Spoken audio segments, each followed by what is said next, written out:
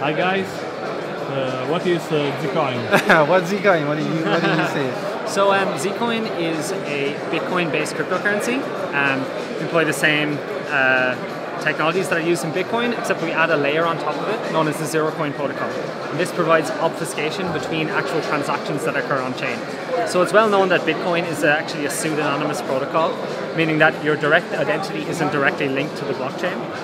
Rather, it's just a long address string. So being only pseudonymous, all of the transactions on chain are actually linked to every other transaction in the chain back to the origin of that coin.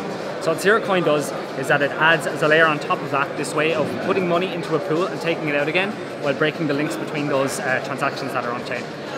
Perfect. Tell me something about Masternode. I love Masternode. He's the master of Master. Well, actually, so in traditional type of cryptocurrencies, like Bitcoin, Litecoin, most I think all the block reward. So every time there's a block reward and fees. Usually goes all to the miners, basically the people who secure the network. But there's been increasing concerns, especially when we talk about scalability with the growing block size and the growing computational costs of doing this sort of private transactions. There needs to be additionally a reward to pay people not to also maintain the network on top of instead of securing the network. So we have a Z-node system where you have 1,000 Zcoins, you have a VBS which helps to store the blockchain and propagate blocks, and that will allow, basically you get paid basically 30% of the block reward, which currently translates about 20 to 30% return per annum. That's roughly what it is, but of course it depends how many Z-nodes there are. So yeah, that's basically it in a nutshell. We do have other ideas on how we plan to utilize the Z-node as sort of like infrastructure for other stuff. Some of the cool stuff, like maybe you want to talk about the bulletproofs, just mention that a little bit. Yeah, sure. So I think I'll go generally into bulletproofs then. So as I mentioned there, at the moment we're using Zcoin, and this was a novel solution for the privacy problem in Bitcoin. However, it's kind of a relatively old system at this stage, as many improvements have been made in this area. And one of the most recent ones is known as bulletproofs. So bulletproofs still have the same cryptographic assumption that Zcoin has, which is a very hard, strong, secure assumption. Since the 70s, right? Since the 70s, the RSA, basically the same thing RSA is based on. But it just provides much faster, smaller and scalable transactions, and then has other uses in that it can be combined with other people's proofs to get much smaller transactions and lower the cost of the fees for sending transactions to the network. So we're hoping to actually use Z-nodes as a way of incentivizing people to combine their transactions with other people as well. Okay, perfect. And if I can ask, what are the main differences between Zcoin and maybe, I don't know, Monero or Zcash? Okay. As a privacy coin. Maybe do you want to do ring signatures? Or? So ring signatures are generally, it's kind of like, it's more about obfuscation, where you're trying to hide, you're trying to mix transactions with you, so to hide the real transaction. So typically right now in Monero it's about 1 in 5. So the transactions are, every single transaction is mixed with maybe 5 other possible inputs. With zero knowledge proofs, it's not restricted to a transaction basis. Basically, we have anonymity sets instead of 5 to maybe like hundreds of thousands or even millions, depending on the zero knowledge proof setup. So now we're no longer looking for inputs to mix with. We're no longer restricted to a per transaction basis. So I guess we're providing a lot more anonymity. And generally, I mean, Monero is a very mature product, but I think they've kind of taken it as far as they can go.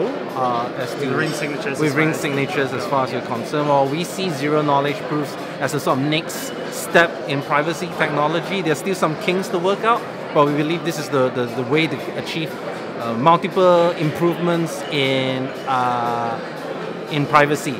And I guess another thing that we are kind of different than, let's say, Monero is that we'll be also implementing something called MTP.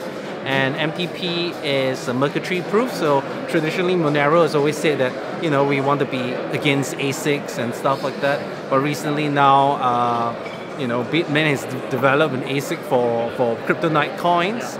So we believe that with our new implementation of MTP, it kind of fills the void where we want ASIC resistant algorithms that are still where everyone can use their existing hardware to mine and get into like the Zcoin economy rather than having to go and buy a specialized miner for it. And we think that's really important for adoption and I guess inclusion into our economy, especially since we are a cryptocurrency and not just like a smart contract platform where distribution may not be as important for them. We believe proof of work will still be possible for the time to come, and so we're just trying to build on the initial idea of Bitcoin, but trying to make it as decentralized as possible and as memory hard as possible.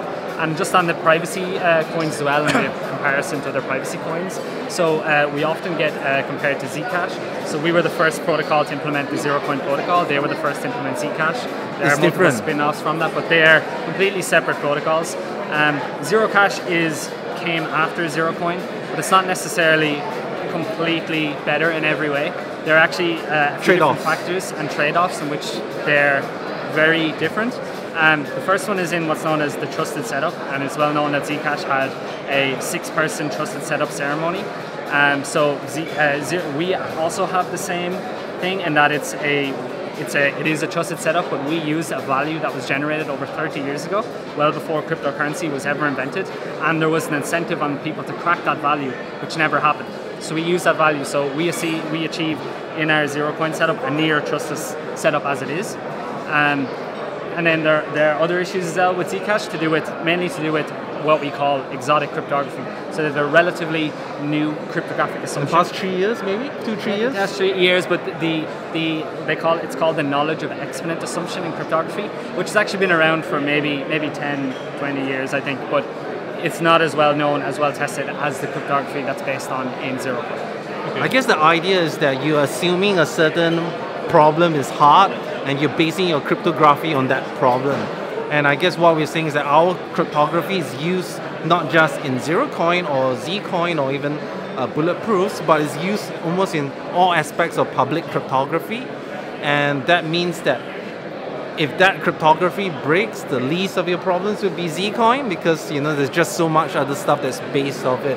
While something like knowledge of exponents is still quite specialized. So if that breaks, maybe your main concern would be Zcash or something like that. And importantly as well, our new scheme is also going to have that same assumption. Yeah. So our new scheme that we're moving towards a trustless setup, we have no more trusted setup. And what that means is that we don't need a trusted setup anymore, and we'll be using cryptographic assumptions, the same cryptographic assumptions that we've been using for Zerocoin, and we're not relying on any exotic cryptography to achieve that. So we're really excited about that. We hired 2 cryptographers with PhDs to do that. So we hope to have maybe something more concrete in about a month or so.